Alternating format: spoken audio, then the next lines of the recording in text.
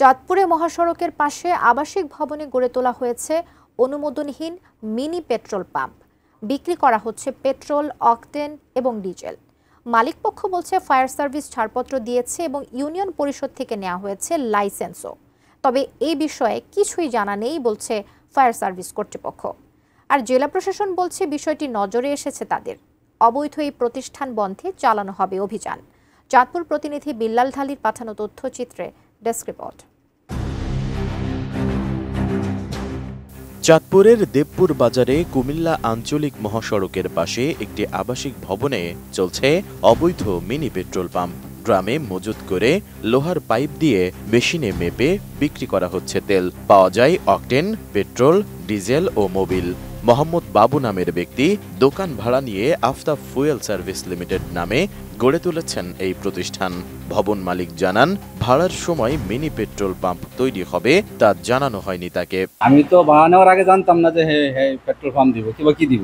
আমার সে ভাড়া নিছে, নেওয়ার পরে ওরা দিছে। যতটুকু নিরাপত্তা করার দরকার উনি করিয়া নিয়ে এটা দিছে এখানে। ভবনটির নিচ তলায় দোকান আর দ্বিতীয় তলায় এক পাশে আছে এনজিও অফিস, অন্য পাশে আবাসিক ফ্ল্যাট। আবাসিক ভবনে এমন প্রতিষ্ঠান সবসময় ঝুঁকিপূর্ণ, যে কোনো সময় ঘটতে পারে দুর্ঘটনা। করতে পারে, আমি মনে করি এখন তোমরা করতে পারে না করতে পারে, এটা যেহেতু এখানে বাড়ির মালিক আমাদের প্রেজেন্ট ভাড়া দিয়েছেন, আমরা ওনাদের কাছ থেকে নিয়েছি। এখন আমরা ওদের সাথে আলোচনা করবো যে যেহেতু আমরা এখানে আবাসিক একটা ভবন নিয়েছি, ওনারা এখানে ফিউচারে অবশ্যই বসবাস করবেন, তিনতলা আসবেন।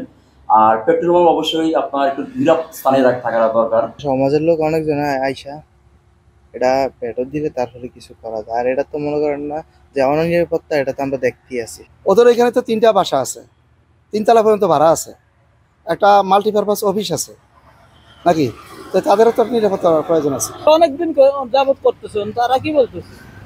এরাও একটা অনুমতি নেয়নি কারো কাছ থেকে, এটা তো আইনগত অবৈধ। আফতাব ফুয়েল লিমিটেডের মালিক মোহাম্মদ বাবু জানান, নিরাপত্তা ব্যবস্থা নিশ্চিতে ফায়ার সার্ভিসের অনুমোদন ও ইউনিয়ন পরিষদ থেকে নেওয়া হয়েছে প্রতিষ্ঠানের লাইসেন্স। প্রাণ UHT মিল্ক, শুদ্ধতায় ও মমতায় সবসময় সেরা স্বাদে।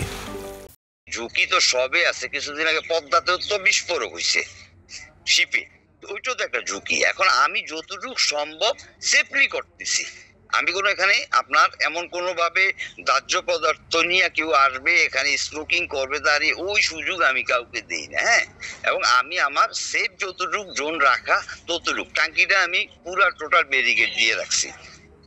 এবং এখানে ওই যে হয়তোবা আল্লাহ না চাক কোনো দুর্ঘটনা যদি আল্লাহর তরফ থেকে না আসে, আমার দ্বারা প্রতিটাই সেফটির জন্য আমি ব্যবস্থা রাখি।